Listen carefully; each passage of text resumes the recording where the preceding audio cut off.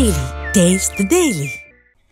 హైదరాబాద్ పాత బస్తీలో జరిగిన హత్య కేసును ఛేదించిన బండ్లగూడ పోలీసులను south east DCP Chaitanya Kumar, ACP Sudhakar అభినందించారు. South east zone Chandrayangutta division Bandlaguda పోలీసులు హత్య కేసులో నిందితులను తక్కువ సమయంలోనే అరెస్ట్ చేశారని తెలిపారు.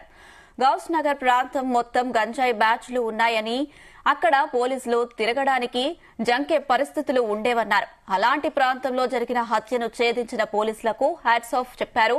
ఇక హత్యకు గురైన మోహిన్ నిందితులు సయ్యద్, షాషా ఫాహద్, సయ్యద్ సోహైల్, మహ్మద్ కరీం, మహ్మద్ బిన్ అబ్దుల్లా, సైఫ్ అలీ అలియాస్ మహ్మద్ తోపీ, షేక్ అఫ్రోజ్ క్యాబ్ డ్రైవర్లను అరెస్ట్ చేసి కోర్టు ముందు హాజరుపరిచారు. వీరంతా ఆవుల దొంగతనాల ముఠాలను సభ్యులు రియాజ్, హష్మత్లతో శత్రుత్వం కలిగి ఉన్నారు. ఎందుకంటే తమ నేర కార్యకలాపాల గురించి గతంలో పోలీసులకు సమాచారం ఇచ్చారని, దాంతో వారిపై పగ పెంచుకుని అంతమొందించినట్లు పోలీసుల విచారణలో తెలిసింది.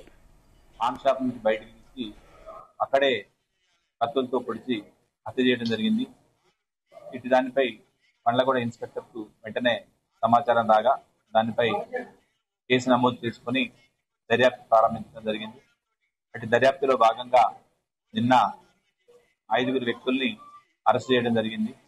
అందులో ఏవన్గా ఉన్నటువంటి సయ్యద్ షా ఫహాద్, అదేవిధంగా సోహెల్, అమర్, మహమ్మద్ అబ్దుల్లా బిన్ సైఫ్ అలియాస్ మహమ్మద్ తోపీ మరియు అఫ్రోజ్, ఈ 5 కూడా అరెస్ట్ చేయడం జరిగింది. అరెస్ట్ చేసిన తర్వాత దర్యాప్తులో తెలిసింది ఏమనగా, ఎవరైతే ఇప్పుడు చనిపోయినాడో మోసిన్, అతనుకు అదే ఏరియాలో ఉన్నటువంటి రియాజ్ అండ్ అష్మత్ అనే 2 వ్యక్తితో కూడా దోస్తానం జరగడం జరిగింది.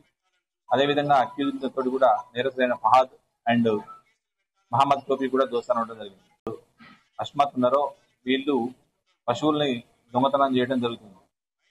ఎప్పుడైతే వీళ్ళు దొంగతనం కేసులు ఇన్వాల్వ్ అయ్యారో దానికి సంబంధించి వీరిని 1 సంవత్సరం క్రితం పోలీసు వారు అరెస్ట్ చేసి జైలుకు పంపడం జరిగింది.